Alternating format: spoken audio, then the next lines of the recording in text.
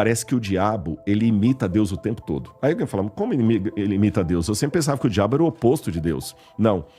Se você até uma leitura psicológica, o diabo é aquele fã que tem ódio, que mata o John Lennon. Você entendeu? Mas usa o corte de cabelo do John Lennon, ouve todas as músicas do John Lennon e veste a mesma roupa do John Lennon. E tem a camiseta escrito John Lennon, te amo. Parece que o diabo é assim em relação a Deus. Ele imita as coisas de Deus.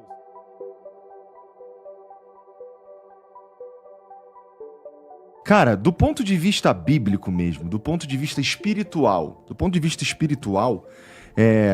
você vê como pastor algum tipo de sinal, essas guerras, elas te dizem alguma coisa? Esse momento que a gente está vivendo esquisito no mundo, isso te diz alguma coisa, assim, do ponto de vista espiritual? Boa pergunta. A resposta simplória seria sim, claro, mas eu já teria uma contra-argumentação para ela. Porque guerra tem desde que o mundo é mundo. É verdade. Você entendeu? Se você for lá no período do bronze, já tinha guerra. Se você olhar a Bíblia, já falava da guerra na época de Abraão.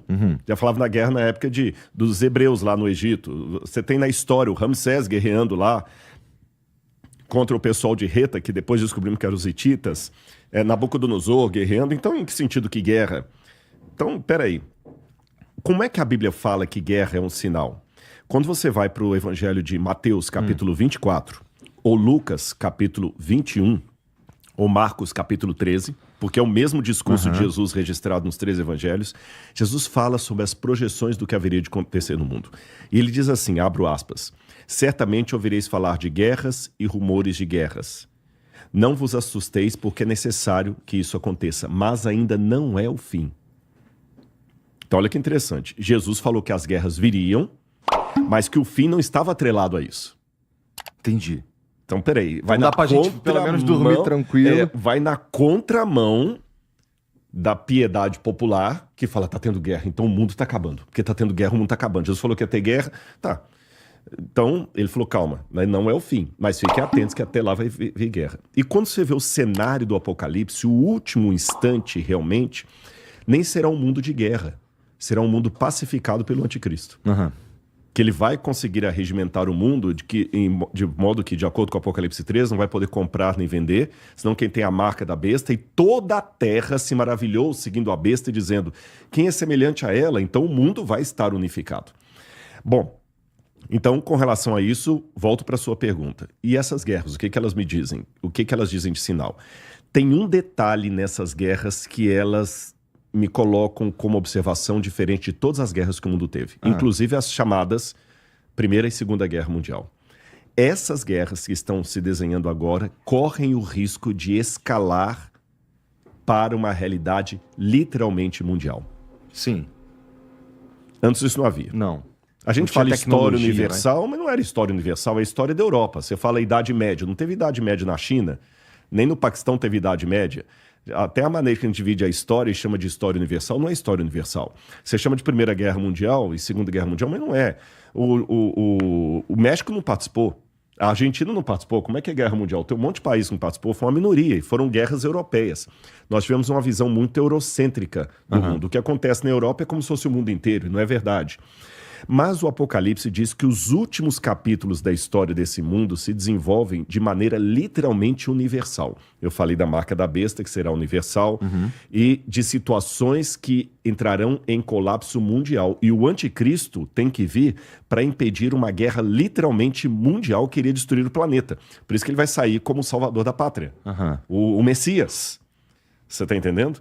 Então, nesse aspecto, chama minha atenção que hoje, pela primeira vez na história da humanidade, nós estamos desenhando um cenário que é de proporções literalmente mundiais. E o Covid desenhou isso. Porque no Covid estava o palestino usando máscara, o israelense usando máscara, o cara que votou no Bolsonaro estava de máscara, o que votou no Lula estava de máscara, o cara que é ateu estava de máscara, o cara que era crente estava de máscara, o católico estava de máscara, o pai de santo estava de máscara, todo mundo. O Covid mostrou que agora as proporções de crises são mundiais. Então, hoje, realmente, eu tenho um detalhe que me põe para pensar. Entendi. Olha, isso aqui é inédito, vamos ficar esperto. Eu entendo, e está escrito na Bíblia desde sempre essa ideia, na verdade, esse relato, não é um relato, essa revelação que haverá paz. E chama a minha atenção, eu acho interessante que o anticristo, que a princípio, bom, que é o cara, tá aí no nome, o cara é contra Cristo, contra Jesus Cristo. Ele é, a princípio, seria alinhado com o diabo. Sim, né? sim. E o papel dele, no fim, é pacificar tudo, né? Isso é muito interessante. Isso do ponto de vista espiritual, é feito para enganar o crente, Exatamente. cara. E outra coisa, a gente tem pelo menos uma grande figura que está falando em paz o tempo inteiro, que é o próprio Trump, né? Ele fala, inclusive, ele sempre quis ganhar o Nobel da Paz. Então a gente está vivendo um momento que é para pelo menos quem acredita na Bíblia e nas revelações vê uma possibilidade, né? Olha para isso e fica, o que está acontecendo aqui, cara? Mas esse momento do que está acontecendo aqui, eu também imagino que a gente já passou por ele algumas vezes. Né? Eu tô tentando lembrar aquele, acho que era o Caruso, se eu não me engano era o Caruso, o cartunista, que fazia o Zé Apocalipse. Depois pode dar uma checada. A galera, nas redes sociais, ó, no chat aí, pessoal, se vocês lembrarem quem é o Zé Apocalipse. Era um personagem do jornal Globo, sempre tinha as tirinhas do Zé Apocalipse. Eu tô tentando lembrar quem foi que... Descobre para nós aí, Vitão. E ele tinha um personagem que o Zé Apocalipse, ele tava com uma placa escrita assim, Saddam Hussein é a besta do Apocalipse. Aí no segundo quadrinho o sujeito falou assim, mas você falou semana passada que era o Ronald Reagan? Aí no terceiro quadrinho fala assim, não é que eu trabalho com a versão da moda. Entendi. Quer dizer, então a gente tem que cuidar também, porque o Macron já foi chamado que seria a besta do Apocalipse, Adolf Hitler foi colocado como sendo a besta do Apocalipse, Napoleão já foi colocado como sendo a besta do Apocalipse, eu falei do Saddam Hussein, né? Então, quer dizer, eu tenho hoje reserva de ficar colocando um carimbo na testa do sujeito, é esse papa, é esse presidente, é esse líder soviético, porque já teve muitas, sabe aquela Pedro e o Lobo? Vem o lobo, o dia que o lobo vem mesmo ninguém acredita. Que os Estados Unidos têm uma hegemonia no cenário mundial e provavelmente final é reconhecido por muitos teólogos. Muitos teólogos veem um papel estadunidense em Apocalipse capítulo 13. Tem muitos teólogos que enxergam isso aí, porque uma coisa que está já patenteada na história do cristianismo é o seguinte, o anticristo, primeira coisa, o anticristo ele tem que nascer dentro do seio do cristianismo. Não pode ser fora. Até quando você colocou a palavra anticristo, é interessante que anti em grego não é apenas contra, é aquele que é contra e usurpa o lugar de. Tá certo? Então o anticristo é alguém que usurpa o lugar de Cristo. E ele é chamado por Paulo, João, os dois que falam mais do anticristo, como sendo um ser apóstata. O que é um apóstata? Um ser que saiu do meio do povo de Deus. Então é como se eu falasse assim, qual a primeira condição para morrer? É estar vivo. Qual a primeira condição para adulterar? É estar casado. Solteiro não adultera, ele fornica. Você está entendendo? Então, qual a condição para ser um líder anticristo apóstata? Ele tem que ter sido parte do povo de Deus.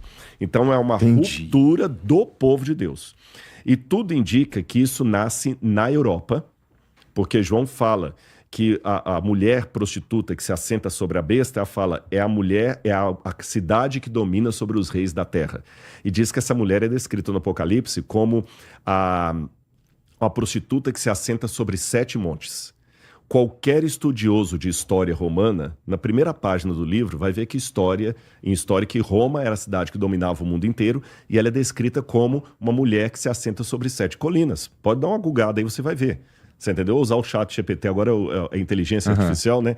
Roma é a mulher que se assenta sobre 7 colinas. Está em Apocalipse 17. Então não precisa ficar inventando demais. É um computador da ONU, é a Greta, você entendeu? Eu não preciso ficar fazendo exegese de almanaque, de revista, né? Bom, então já sei que é essa. E tem uma outra besta que ela é o oposto dessa, que essa surge do mar, a outra surge da terra. Parece que é um novo mundo, dominado ali pelos Estados Unidos. Agora, um detalhe também que eu ia dizer sobre isso aqui, deixa eu só... É literal esse surge do mar? Não, porque na Bíblia o mar é símbolo de povos, nações. Então quer dizer que é um conglomerado de vários povos. E o Mediterrâneo era assim chamado. Tanto é que o nome Mediterrâneo é Mare Nostrum, é o mar nosso. Eu lembrei o que eu ia falar. Nessa questão que você falou do anticristo vem para enganar os crentes, quando você lê o Apocalipse, você vê que o Apocalipse pode ser entre aspas, resumido, entre uma contrafação do poder de Cristo. Parece que o diabo, ele imita Deus o tempo todo. Aí alguém fala, como ele imita Deus? Eu sempre pensava que o diabo era o oposto de Deus. Não. Se eu fizer até uma leitura psicológica, o diabo é aquele fã que tem ódio, que mata o John Lennon. Você entendeu? Mas usa o corte de cabelo do John Lennon, ouve todas as músicas do John Lennon e veste a mesma roupa do John Lennon. E tem a camiseta escrito John Lennon, te amo. Parece que o diabo é assim em relação a Deus. Ele imita as coisas de Deus, mas não imita o caráter e a bondade de Deus. Porque há dois tipos de imitação. Há aquela imitação normal, que é a imitação que as suas filhas têm em relação a você, sua esposa, que você vê assim, gente, ela senta do jeito que eu sento. Tinha um amigo meu que uma vez ele falou que ele tinha mania, sempre que ele estava no banheiro, ele escovava os dentes, ele batia a escova 3 vezes assim para enxugar e colocava lá. Um belo dia ele viu a menininha dele também escovando os dentes, batendo 3 vezes. Essa imitação é saudável, é a imitação de alguém que você vê, você se inspira na pessoa, porque você vê nela um modelo de vida, tá certo? Então é nesse sentido que a gente deve imitar a Deus. Paulo falou, sede meus imitadores como eu sou imitador de Cristo. Bom, agora existe uma outra imitação, que é a imitação patológica, é daquele fã que quer matar o cara, que ele quer tomar o lugar dele, sabe? Daquela pessoa que ele fica te imitando, ele vê o seu jeito de falar, ele imita o seu podcast, mas é porque ele quer ser o seu concorrente, ele quer assumir o seu lugar, ele tem inveja de você. E essa imitação também, muitas vezes, é a imitação do engano. É a bolsa Louis Vuitton da 25 de março, que é igualzinha à verdadeira, só que não tem a qualidade da verdadeira. É nessa segunda situação que o diabo imita Cristo. Entendi. Ele imita não porque ele se inspira em Cristo, mas que ele quer ser uma bolsa parecida, porém sem a qualidade. Aí você vê no Apocalipse muitas coisas. Vou dar alguns 2 ou 3 exemplos. Cristo aparece no Apocalipse como sendo um cordeiro que estranhamente estava degolado, porém estava vivo, que ele ressuscitou. A besta do Apocalipse também tem uma das cabeças degoladas, mas está viva, imitando a Cristo. O cordeiro é Cristo. Lembra na Igreja Católica eu falei o Cordeiro de Deus que tira o pecado do mundo, citando o Evangelho de João. A besta é descrita como tendo aparência de cordeiro, mas falava como dragão. O cordeiro, ele coloca um selo dele na testa de todos os seus seguidores. A besta coloca a marca na testa das pessoas. Então você vê muito imitação. Então o anticristo é alguém que vai parecer o Cristo, ele vai falar como Cristo, ele vai ensinar como Cristo e vai ser um ser que vai levantar de dentro do cristianismo e vai enganar aqueles que forem enganados. Então, no final das contas, o discernimento vai ser espiritual. Entendi, faz sentido bom, faz sentido, óbvio, por final você é um estudioso disso aí tudo, mas então eu consigo entender o que, então quem tá falando do que, já temos aqui o anticristo, olha, fica esperto, o Trump, não sei o quê. O Trump, falta para ele algumas características, então, né? Então ele teria que... Eu tô esperando... Bom, se Roma é a prostituta que se senta nos 7 montes e tudo mais, aí a gente volta para a teoria mais antiga, né? Que o anticristo vai aparecer lá no Vaticano. Não, pode ser. Mas é que não é uma questão também de ser contra a Igreja Católica. A gente tem que tomar muito cuidado de falar as coisas sem precisar ferir as pessoas. Claro. O próprio catecismo, ele levanta que uma das últimas capítulos da história do cristianismo, então esse é um ensino que está no catecismo, será uma oposição tremenda de dentro da igreja. De dentro da igreja. Tá certo? E, inclusive, há muitos teólogos católicos, Hugo von Balthasar, que eu podia citar, e outros mais, que até acreditam que alguém vai usurpar o trono de Pedro. Então, aqui eu não estou sendo... Viu o pessoal que está assistindo que é católico, o Rodrigo está atacando a Igreja Católica? Não. Eu tenho que lembrar que antes de ser... É até interessante isso, porque eu encontrei...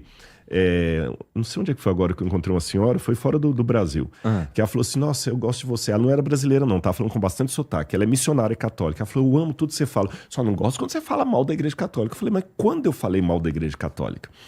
Discordar não é falar mal, tá certo? Discordar não é falar mal, você entendeu? Quantas pessoas discordam da minha igreja e não me sinto que elas estão falando mal.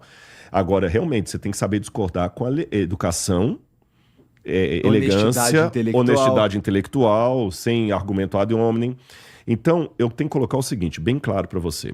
Até eu respondendo essa senhora, eu falei assim, olha, se você soubesse as boas memórias que eu tenho da Igreja Católica e alguns traumas que eu tenho da Igreja Adventista, você ia falar assim, você tá mais defendendo a Igreja Católica do que a sua igreja. Porque, olha que interessante, eu tenho na minha memória padres que me ajudaram.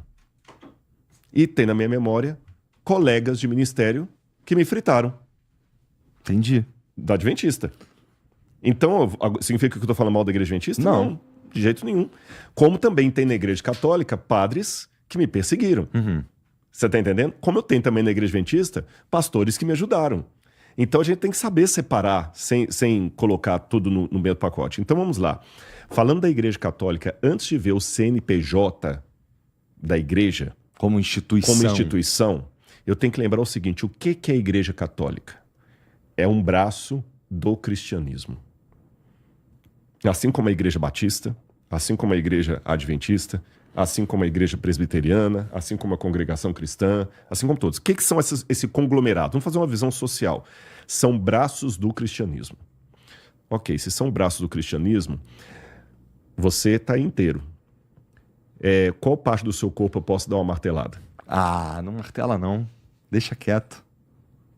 Mas só o dedinho, mendinho ali. Esse dedinho aqui, esse aqui eu chamo de catolicismo. É nesse que tu quer bater, Rodrigo? Tô brincando. Tá bom? Percebeu? Mas foi boa a sua brincadeira de exemplo. Sabe por quê? Pode ser o catolicismo, mas se eu bater nele... Vai bater no corpo. Vai bater no corpo. Então, não é que pode bater porque ele não é a cabeça. Você tá entendendo? Então, se eu entender que a despeito das diferenças doutrinárias, todos os cristãos são membro do corpo espiritual de Cristo, porque isso aqui eu não estou sendo demagogo, e eu tenho documento oficial da minha igreja convalidando o que eu estou dizendo. Então, o que eu estou dizendo como adventista e como Rodrigo. A igreja de Deus é muito grande para caber dentro da igreja adventista. Ela é muito grande. O corpo místico de Cristo é muito maior. Então, por que assim, não pode marretar o da Assembleia de Deus? Porque não é do meu CNPJ? Não, é o dedo mindinho. Se bater ali, vai doer. Se bater no meu ombro, vai doer. Se bater na cabeça, vai doer. Se bater no joelho, vai doer. O corpo todo fere. Então, quando a gente vê, por exemplo, aquele caso, eu não vou falar a palavra para o YouTube não derrubar, que teve de padres com crianças lá nos Estados Unidos, que virou até um filme, virou um documentário, eu vi muito crente vibrando. Esses padres tudo safados e tudo mais. Tem que sentir a dor, porque está sendo um opróbrio para o nome de Cristo. O que aqueles párocos fizeram, aqueles padres fizeram, estava trazendo vexame no evangelho. Aí depois veio outro e veio um escândalo de um pastor aí também, que estava andando com calcinha na rua e peruca. Sabe, parece aquele... Ele estava fazendo a investigação, cara. Ele estava fazendo investigação, né? Pois é. Ou seja, que pena, porque aquilo ali está trazendo vergonha para o corpo de Cristo como um todo. São coisas que estão dando argumento para o ateu pensar, esse pessoal é um bando de mané mesmo. Você está entendendo? Então esse aqui é o ponto. Eu gostaria, o Martin Luther King, sem querer me comparar a ele tinha um sonho, né, que a filha preta dele pudesse sentar com a filha branca do vizinho no banco e tudo mais, né? I have a dream. Eu tenho um sonho também que eu pudesse sentar com pessoas que pensam diametralmente oposto ao que eu penso, ainda me chamar de irmão. E eu chamá-los de irmão. Você está entendendo? Mas isso é difícil. É difícil, mas não é impossível.